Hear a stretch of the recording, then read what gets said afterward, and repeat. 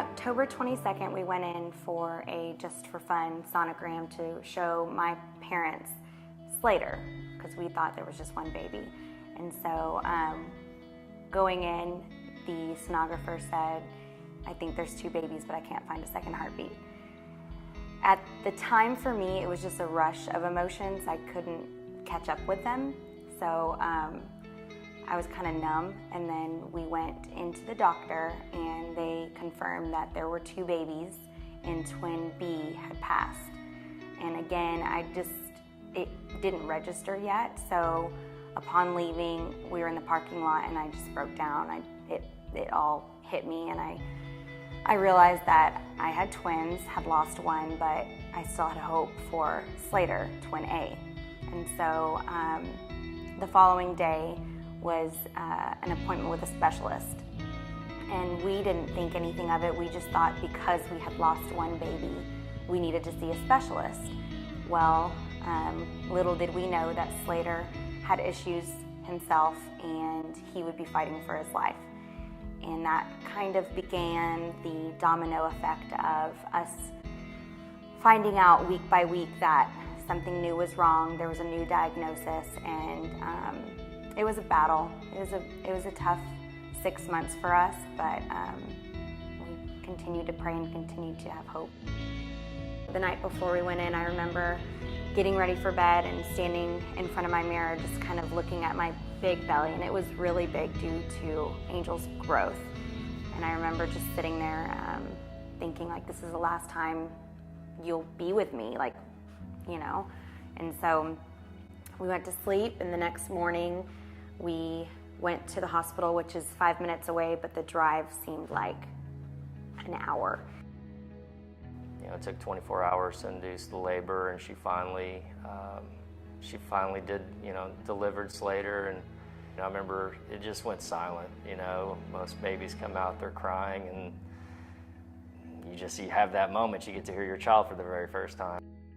We got to see Slater, and he was absolutely beautiful. He looked just like his dad, so he was a little surfer dude.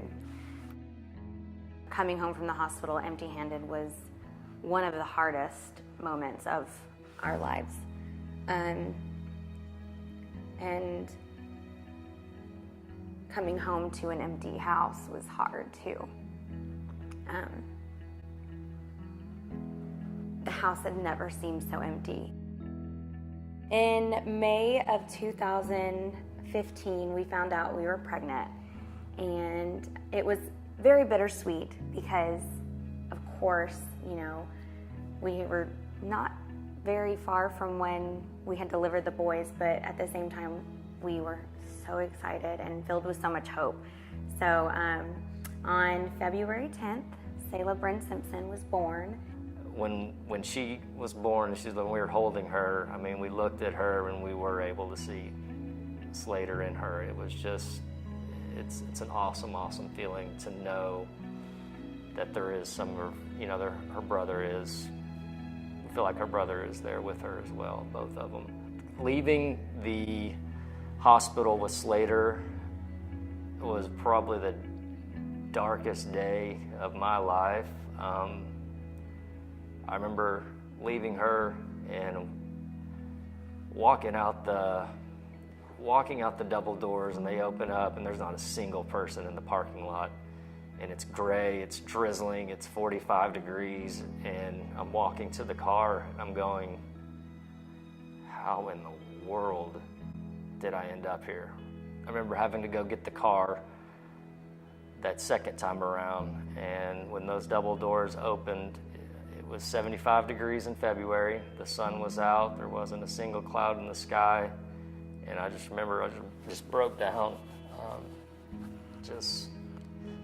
It's like all the prayers, all the worrying, all the battles that we fought, it was kind of lifted, and we were able to install that car seat. We were able to bring our baby home. We were able to have our baby sleep in the nursery. You know, the nursery was complete. We didn't have to come home and take it down. So it was very beautiful to bring her home from the hospital. when we look at her, we couldn't imagine life without her. She is such a blessing. She's such a light. We want Selah to know who her brothers are. We want her to grow up knowing that, she's got 2 angels watching over her. We like to keep things around the house that remind us of them. We never want to shove those emotions to the side. We want to be reminded that they are a part of our lives, they are a part of our family, and that's why we did the garden, to remember them and to honor them. It's just a good place for us to go and think about them, reflect on our lives, reflect on how we got here with the boys, with Selah. Our situation and what we went through, I think, sheds light on the fact that there's still so much that needs to be done for babies. There's still a lot of research that we can all put awareness towards and put money towards, and I think that's what's so important for March of Dimes, is that they give babies a fighting chance. That's something that we can all do. I don't know of any greater gift that one could do than to fight for little babies that can't fight for themselves.